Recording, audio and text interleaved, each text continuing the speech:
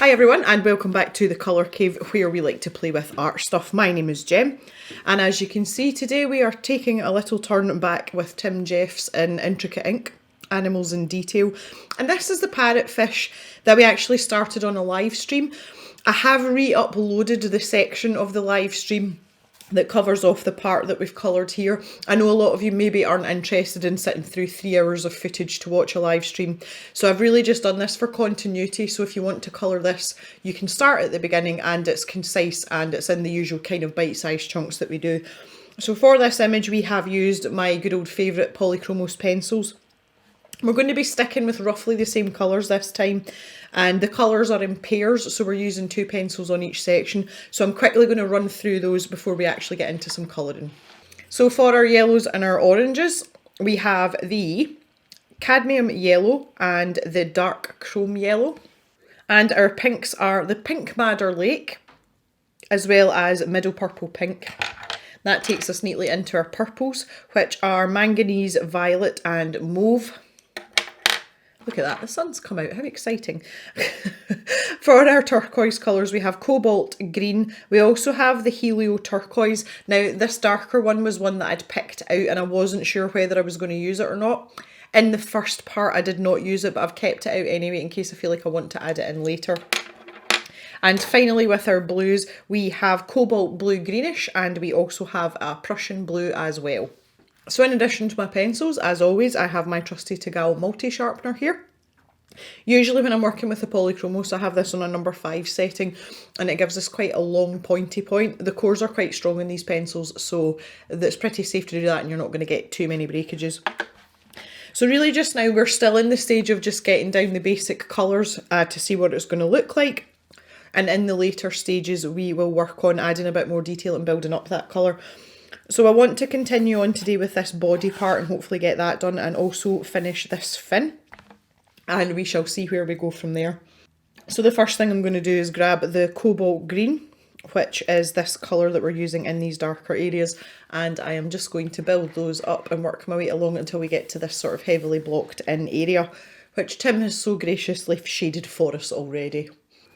So what I found last time when we filmed the first section of this, that because the darker areas are quite heavily shaded, it made the second turquoise colour, so the darker turquoise colour, kind of redundant, and it's just not really needed. So I'm just sticking with the lightest colour here and I'm working on each of these little, I kind of think of them as tiles, and just work my way around and get these filled in. And then we can start filling in our little pink circles again. Just get some of these done. So obviously a section like this is fairly repetitive and fairly tedious, so I don't need to talk much about technique here. It kind of speaks for itself. So at the moment, while I am sitting here filming this, I actually have a visitor in the house, and that visitor is someone that you may or may not know. And I'm not going to say any more than that just now, but we will fill you in on some information a bit later on in the week, possibly. But, well, actually, that's a lie. It's probably going to be next week. I am super chocker busy for the next week or so. There's so much going on. And I'm kind of at the point where I have to get myself through it. And that's exactly the way I'm feeling about it. So this is actually quite welcome, because this is a relaxing part of the things that I have to do. And for the first time since the pandemic as well, I am having to take public transport at the weekend. And not the biggest fan of public transport anyway, but that is going to be incredibly interesting. So I've kind of got that to deal with as well. But I'm as organised as I can be. I have booked tickets and, you know, really thought it through, thought the plan through.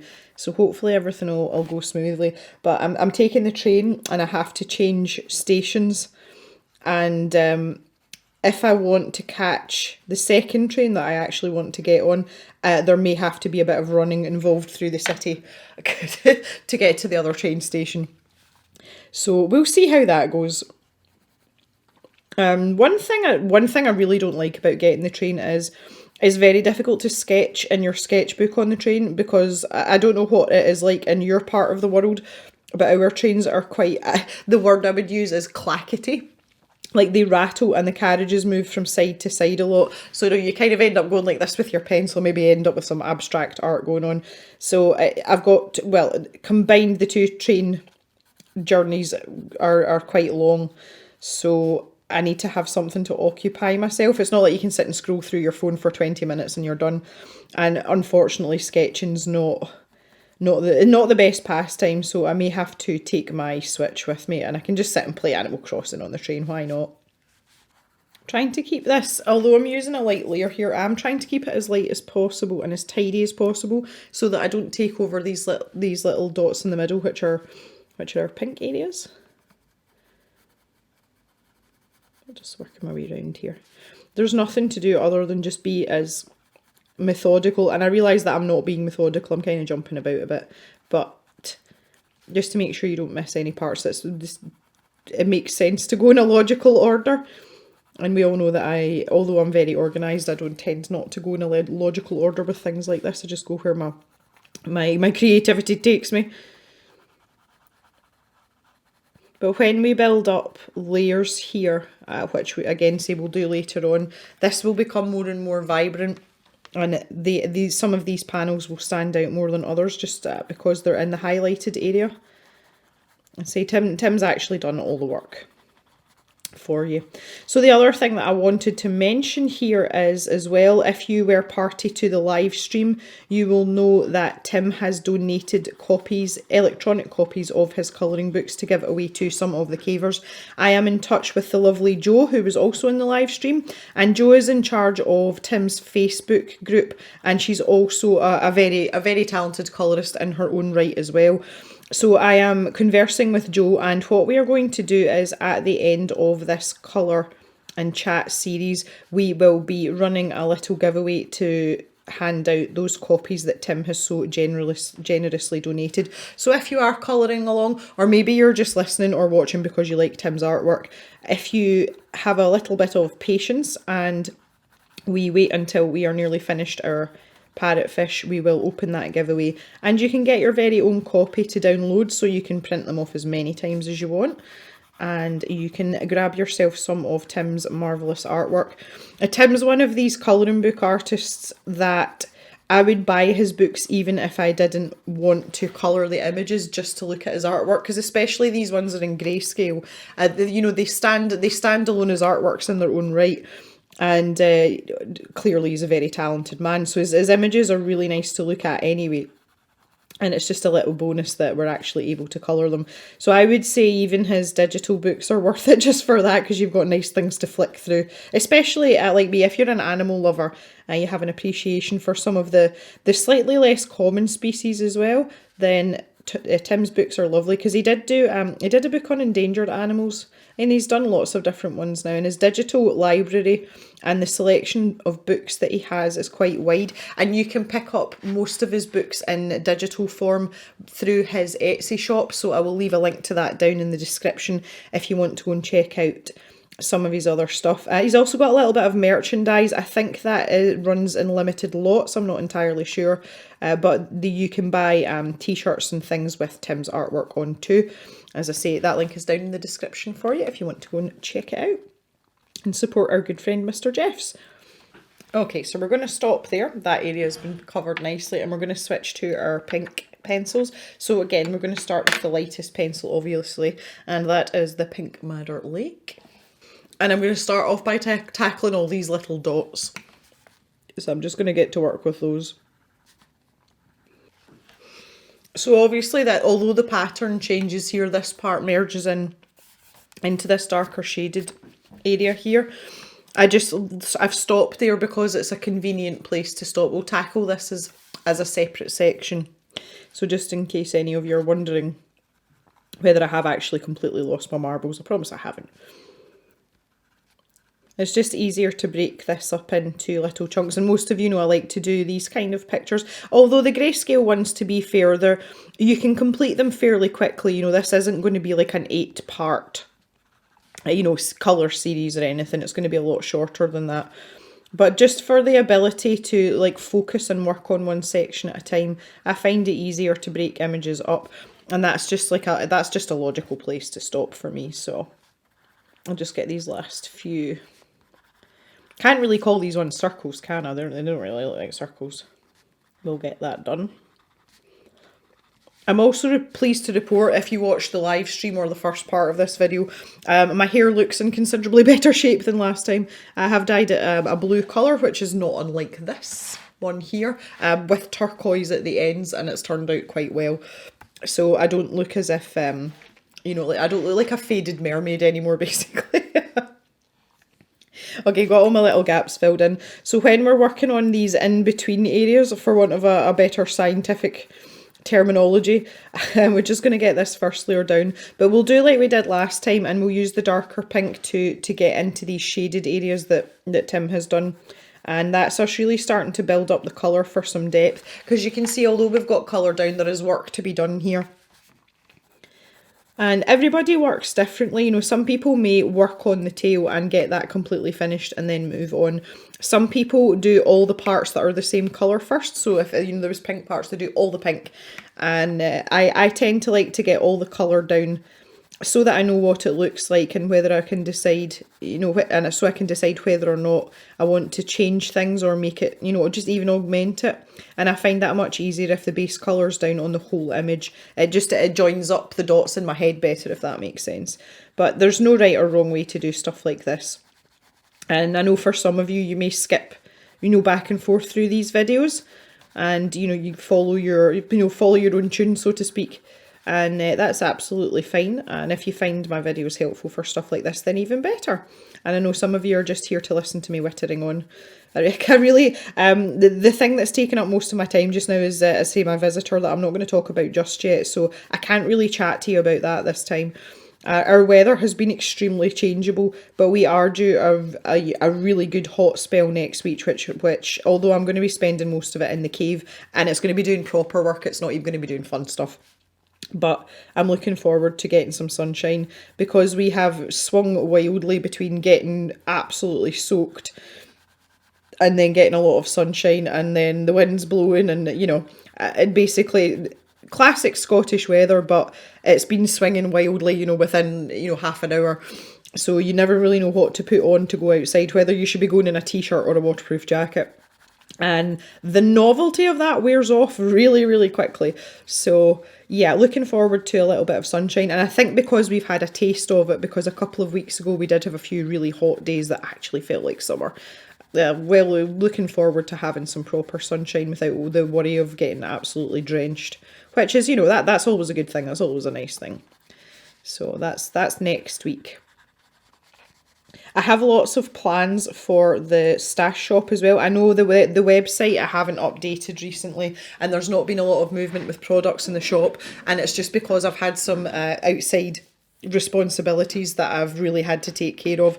So into next week I'm going to be refreshing the stuff in the stash shop, and I did mention before as well, I was talking about having a separate sort of sticker shop. It's not going to be separate, it'll be part of the stash, but where you are able to buy individual stickers. You know, you can do like a pick and mix stickers kind of thing. So I'm going to be working on that next week, and there will naturally be a few new additions, so stickers you have not seen before, and they will be added to kickstart the pick and mix sticker section of the stash shop. So I was thinking about titles for that, and you know, because I was thinking stash sticker shop. And then I was like, pick and mix sticker stash, and I thought, oh, that's getting a bit of a mouthful. So I haven't decided what we're actually going to call it, but I think we might just keep it simple and call it pick and mix stickers. And you can pick and choose the ones you want. You don't have to buy them in the, you know, in the packs that I'm selling just now. So if you have a favourite sticker and maybe you like it so much you want 2 of Mildred, then you'll be able to do that and pick out a few individual ones for yourself, with all the usual goodies that are in the stash shop already. I have a few items. It's mainly subscription box items, so items that have had very, very light use. There are things that I need to put into the stash shop there as well, and as per usual, put them in at a reasonable price, so that if you want to try something out, you can grab it for a bargain and give it a go without having to spend money on the full retail price. Just adding a little bit more pink in here because it's a bit wishy-washy. Okay, so I'm going to move to my darker pink now, and that is the middle purple pink. And especially down here, we're going to add in a little bit of that darker colour and really get some depth in here. The opposite of before, I am trying to darken this down as much as I can, so I'm putting the layers in now, and it's just to see how much I can get away with, basically. Because I know I want these areas to be significantly darker than our, you know, our highlight area in the middle here. So just starting at the bottom here. And I'm not pressing particularly hard, but I am going back over each area. So I'm actually putting down a couple of layers on top of each other, you know, consecutively. And you can see the difference that makes to the shin. It makes it just look more fish-shaped. Oh, that's not very technical, but you know what I mean. This is going to be one colourful chappy. And now I'm very aware as well that we never actually decided on a name. I know there was names sort of bandied about in the chat in the live stream. So I'm open to suggestions now, and we will pick an official name for this fish from your suggestions. So off you go down into the comments and give me your parrotfish name suggestions. I can think of a few. I know someone said filbert. I don't know if it looks like a filbert. And I know that with a lot of species, quite often the male is the brightly coloured one and the female's like basically a brown version with not exciting colours. But I will let you decide whether you think this would be a male or a female fish, because we don't have to have any rules for that. And get your name suggestions together. I always think when you're colouring or drawing something, especially if it is as an animal, it feels more personal and you get more involved if they've got a name. And I've always liked to name my animals. The last series that we did with the sloth, his name was Bernard. And Bernard was adorable because he was a ginger sloth. They made me really happy. I'm just adding a little bit of a touch in there. So you can see this difference now here. Now this doesn't mean to say that we can't build up the vibrancy of the lighter pink. But again, this is more like signposting. You know, you're giving yourself some sort of guide as to where, you know, where the dark and the light pencil is going to go when you do start to build up those layers. So I'm quite happy with that for now. And I want to move up to this fin because it's going to match this one. So that would be nice to get that done. So for this top fin here, we have got our yellows that we were just talking about. So that is the cadmium yellow and the dark chrome yellow. And I have just put some of the cadmium yellow down in the lightest parts of this fin. We're going to match this one up with this one here, because we would like some uniformity in these. And to help tie it in with the tail fin as well, we're going to use a little bit of blue along the edges. So we can see we've got these spines here though that run up through, and they meet up and marry up with the pink sections of the body. So we're going to make those pink, and that will just help bring everything all together as well. So all I've done there is put the yellow down in the lightest part, and that was the cadmium yellow. And I have got the dark chrome yellow here.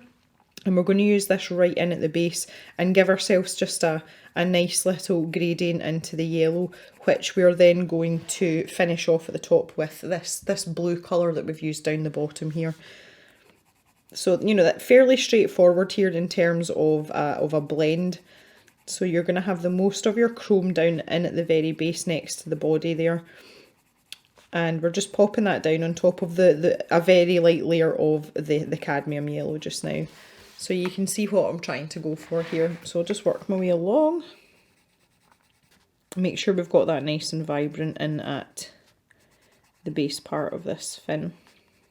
And then if we jump back to our cadmium yellow, then we can go from the top part of the fin and we can just blend that into the darker colour and make that nice and smooth. So I did actually ask Tim when he was in the stream about these fins, because I wasn't sure if this was two separate fins and, you know, one was just behind the other, or this was all part of the same fin, and it is part of the same fin. So we're going to use this section here to our advantage, and this top part will be blue, so it'll match in with the bottom one and also tie in with the, I nearly said tail feathers there. I've never seen a fish with tail feathers, but this is a parrotfish, so who knows? Anything's possible.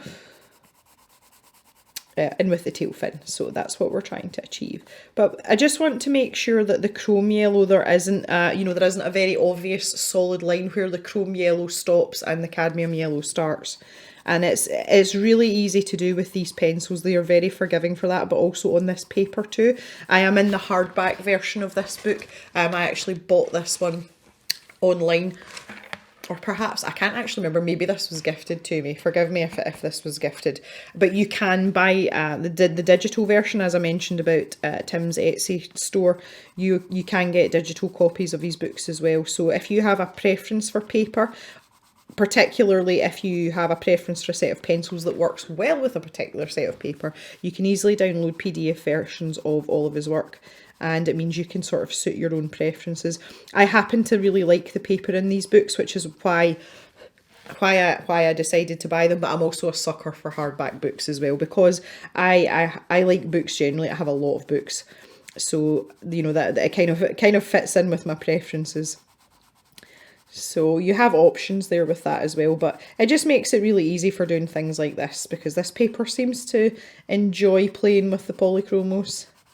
So already it looks as if this fish's body parts belong with each other, which is always good. It's always good. So I'm feeling that that orange is too subtle, the chrome yellow, so I'm gonna bring this a lot further up and make that much more obvious, because I feel like that it looks very yellow in comparison to this one down here. So we want that to be a bit more even. Maybe bring that 2/3 of the way up in each section here. Maybe even bring that chrome yellow all the way in this last section here. There we go, that's much better, much better. So in this top ridged part here, I'm going to have a spot of the chrome yellow just in along that sort of crinkly line. Crinkly line, God, we're so technical today. We are so technical today. And we're going to grab our lighter blue just to fill in that last part of this top fin. So that'll be the dorsal fin. That's a really big dorsal fin, but yeah. I really should, I've drawn and coloured enough fish now that I feel like I really should know the names of all the different fins. So maybe that's a little bit of homework I'll set myself. My animal knowledge is far greater than my fish knowledge. Better with quadrupeds. Okay. So let's grab the cobalt blue greenish, which is, as I said, is our lighter blue. And again, this is just really, it's almost like a place marker. So a really light layer of that just down on these edges here. And as I said, we can do a bit of work on that a bit further down the line. Okay, so we've got these spines now that run through this fin as well, and my thinking is that I would maybe like to try, and a bit like we did with the tail here, and we'd start at the pink and at the base. So I'm going to use the lighter colour to start with, just to try this out here. Again, this is just about mapping colours out. So let's take this little back section here just to begin with. And I'm going to grab my purple colours as well. So I've got the manganese violet and the mauve. So if I add in a little bit of the manganese violet here, and then we could have mauve right at the very tip, just at the very end there. So we'll pop that in first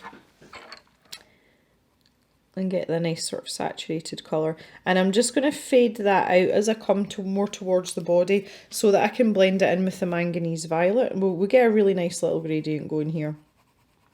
Now maybe it might be more apparent at this thick point in the fin, you know, where this sort of frill is, this edge is.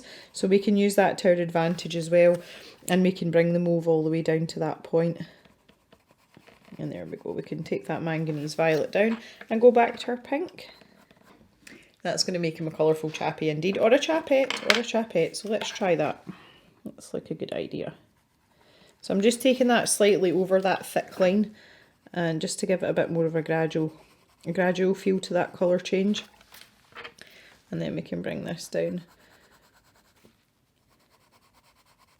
So this is a little bit on the fiddly side doing this in such a small area, but it's fun, and you know, it's always nice to use a lot of colour.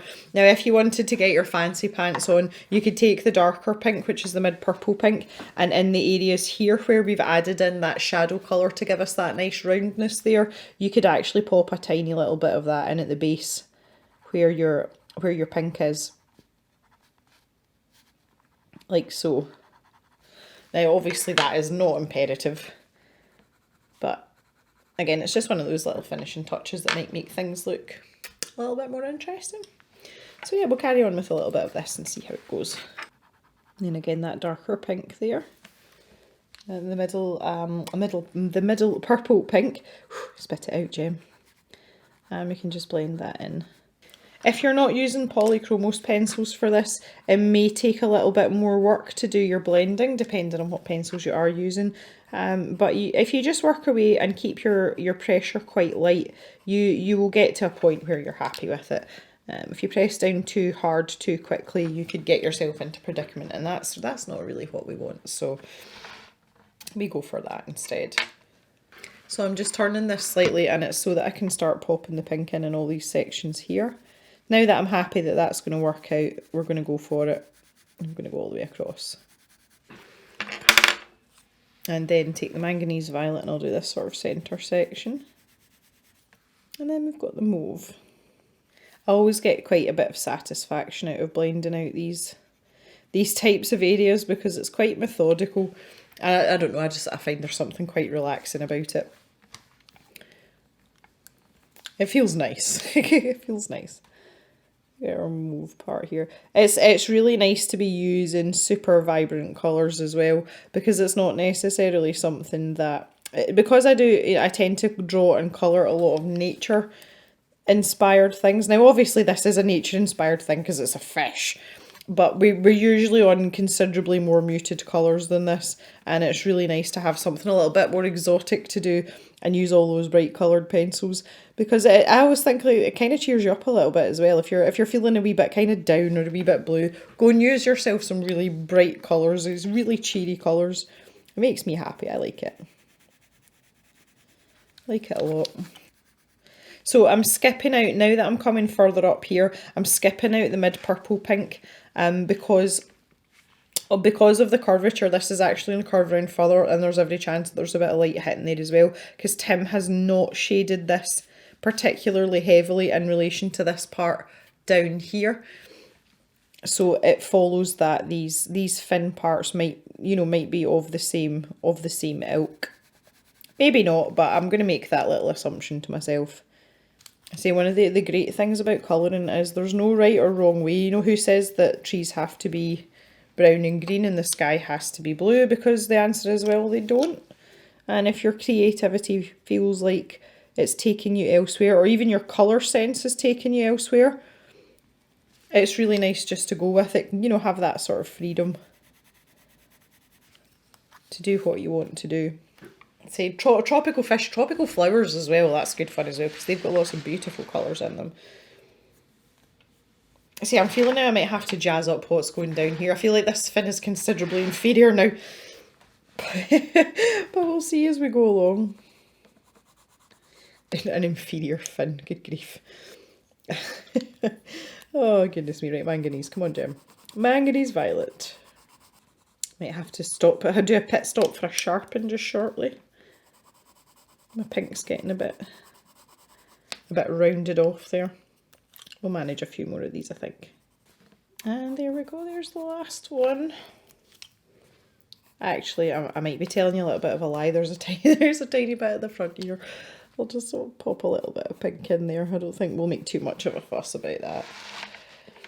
Okay, yeah, I'm definitely going to have to do something with this one down the bottom. But again, we can deal with that later. That's fine. That's absolutely fine. In terms of these side fins here, I want to treat them like the tail fin, because we do have the outside part, which is like the the kind of rigid, like the more structured part of the fin, and I want to keep these the same here. So I'm going to use a little bit of the blues here on this part and round the outside, and we'll have the bulk of this in the purple colours as well. So I'm going to start with the purples. And we're going to do the same on the other side as well. So start with that manganese violet again. Now in the last video I did talk about following the grain, so to speak. So you want a relatively sharp pencil for that. And I'm probably okay, but I'm just going to give this, just give it a quick top up. A couple of turns won't do anybody any harm. And we're going to take that and follow these lovely texture lines of Tim's. So that's, see, you've got a guide there. It's already there for you. And I'm just going to bring that up to this tip here. Again, no hard pressure here, just really, really light. And then we can take the darker one, which is the mauve, and we can add in these sort of highlighted sections. So picking out the darker areas that are standing out, because you can see quite clearly where the whiter parts are. So we're trying to avoid those and use the mauve in some of the darker patches. So there's going to be a lot of it in here, and there is like a natural line there, so that's what I'm going to use as the break between the purple and the blue. And this blue is going to come up round the outside. So if we just, a very soft scumbling motion there, and it's so that we have the ability to blend it in with these flicky strokes that we've got. And we can go back to our lighter purple now. So you really soft hand when you're doing that. Now I do want a bit more colour on this outside edge, because you can see it looks quite white. So this is the lightest, like I'm just letting the pencil kind of dance over the paper here. And it's just to fill in a little bit of colour along this edge, so it's not completely stark. And then with our cobalt blue greenish, let's just get that along that edge there. And down the bottom here. And we're going to do the same underneath here. And then we can go to work with our purples. Now this looks a lot smoother here. And Tim has got like a cast shadow from the body coming onto this fin. So we want to kind of take that into account, but there's far, far less of these sort of flicky lines. So when I'm colouring, I'm still going to go back and forth like that, because I know that's the shape of them. And there will be contours of some description, but maybe just not quite as pronounced as here. So I'm not actually lifting the pencil off the paper when I do this, you know, so there's none of the harsh sort of ends of these flicks. And with the mauve, on very, very light pressure, I'm just going to scumble along that cast shadow that's coming from the body. And again, I just don't want this to disappear as we build the layers up, which is why I'm popping it in just now, because the grayscale shading does tend to sort of disappear slightly, especially when you're using colours like blue and purple, just because they're a bit stronger by nature. So if I put that in there, I know I'm not going to lose that. So I can still use this down here and maybe get some of those lines, you know. And then just go back with my lighter purple. Get a little bit of that filled in. And this seems really light here, so the light's obviously catching that part of the fin there. Okay, so we're getting there with mapping out the colours now, and that's looking at a bit more lively than last time. So that's going to be it for today. In our next video, we are going to finish mapping out the colour for the rest of our fish here, and then we're going to get to work on really enhancing some of this grayscale aspect. So possibly 2 videos to finish the parrotfish, but possibly 1. We'll see how we get on next time, and we can continue on just enjoying some of Tim's art. So that is it for today, everyone. I want to thank you very much for joining me. Please stay safe, take care of each other, and I will see you back in the cave on Sunday for another video. So have a good day, everyone. Bye bye for now.